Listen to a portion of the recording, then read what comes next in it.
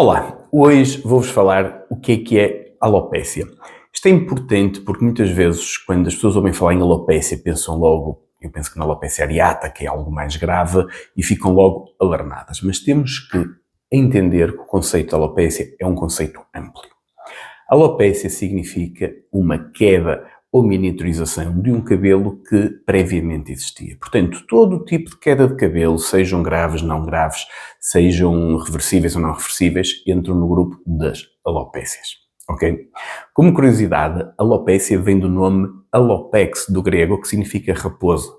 E porquê este nome? Porque as raposas frequentemente trocam de pelo e ficam com algumas zonas sem pelo e são zonas de alopex, de alopécia, e daí vem o nome alopécia. Agora, quais são as alopécias mais frequentes? E a alopécia mais frequente, sem qualquer dúvida, é a alopécia androgenética.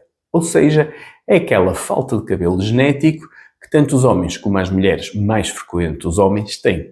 Que nos homens se caracteriza com as entradas que vão retraindo, depois a zona que chamamos da coroa. Isto é a alopécia androgenética. Este nome androgenético vem dos andrógenos, portanto há uma influência hormonal, neste caso da testosterona ou da dihidrotestosterona, e por outro lado há uma influência genética, está bem?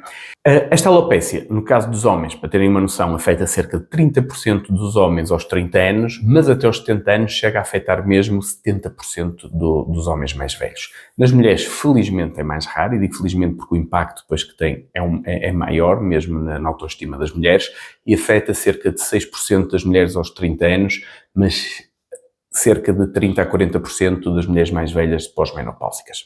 Muito bem. Como é que se caracteriza a alopecia androgenética? O que acontece aí não é que há uma queda de cabelo assim de um momento para o outro. O que acontece é que com o passar do tempo vai havendo uma miniaturização do cabelo. Ou seja, o cabelo tem os seus ciclos e em cada ciclo o cabelo vai ficando mais fininho, nós vamos notando zonas com o cabelo que já não é um verdadeiro cabelo, já é um cabelo miniaturizado, até que desaparece. Ou seja, é uma coisa progressiva, normalmente localizada em zonas específicas e com o tempo acabará, se não se fizer tratamentos, por ser irreversível. Portanto, isto são as alopécias androgenéticas. Depois, queríamos falar de um outro grupo e que há muita confusão, que é o grupo dos eflúvios. Okay? O que é um eflúvio? Um eflúvio é uma queda aumentada de cabelo. Então, há um grupo muito conhecido e que também é muito frequente, que é os eflúvios telógenos, também eflúvio telógeno agudo ou crónico. O que é que significa isto? Significa que, por alguma razão, e pode ser coisas tão simples como stress, Covid, quando houve Covid aconteceu muitas vezes, uma cirurgia, ou então, por exemplo, um déficit de ferro, uma anemia, uma alteração de tiroide, seja qualquer coisa que acontece, o corpo entra em stress e leva, passado uns meses, a uma queda de cabelo. Então, a pessoa que nota é que está a cair muito cabelo. Mas isto é diferente da alopecia androgenética. Aqui o cabelo cai por um todo, não é localizado numa zona, e depois, quando passar o problema que causou isto, o cabelo voltará a crescer. Claro que se demos tratamentos que temos maior recuperação e mais rápida, mas ou seja, os eflúvios são uma queda excessiva em determinado tempo de cabelo generalizado e que geralmente é reversível. Muito bem, agora falarmos de um outro grupo de alopécias que não vou especificar neste vídeo, mas se quiserem escrevam que eu explico, são as alopécias cicatriciais. São alopécias em geral graves, que são, ou seja, doenças do couro cabeludo, ou seja, naquela zona do couro cabeludo, da pele, por uma inflamação, por algo autoimune, há uma destruição ao folículo, há um ataque que provoca uma destruição do folículo.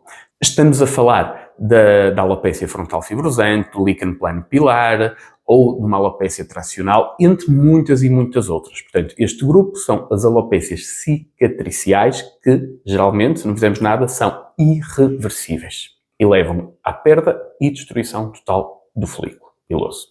Por fim, queremos falar também de uma alopécia que, felizmente, não é muito frequente, mas também não é assim tão frequente, que é a alopécia areata. A alopécia areata é tal alopécia que, por exemplo, a mulher do Will Smith, houve toda aquela cena, porque ela sofria de alopecia areata. O que é que acontece? Em uma zona localizada do cabelo, normalmente localizada, há há uma perda total de cabelo, não há uma placa de alopécia, a pele nessa zona está praticamente sem cabelo, e o que pode acontecer é que isso pode evoluir. Em vez de termos uma placa, temos várias, e pode no extremo levar à perda total do cabelo, ou mais mesmo, perda total de todos os pelos do corpo. Este tipo de alopécia é uma alopécia não cicatricial, pode ser totalmente reversível, e quando são mais pequenas, em geral, é reversível, mas nos casos mais graves é uma alopécia muito preocupante. Pronto, eu expliquei-vos aqui só 2 ou 3 grupos de alopécia, existem mais de 100 ou 200 alopécias identificadas. Eu depois, se tiverem dúvidas, eu explico a classificação de todas, faltam muitas alopécias que eu não mencionei, mas estas são as mais importantes para vocês conseguirem perceber basicamente o que é que nós estamos a falar quando dizemos uma alopecia androgenética, quando falamos de um eflúvio ou de uma areata, para perceber. Qualquer dúvida que tenham, coisas que queiram saber, escrevam e acompanhem. Muito obrigado.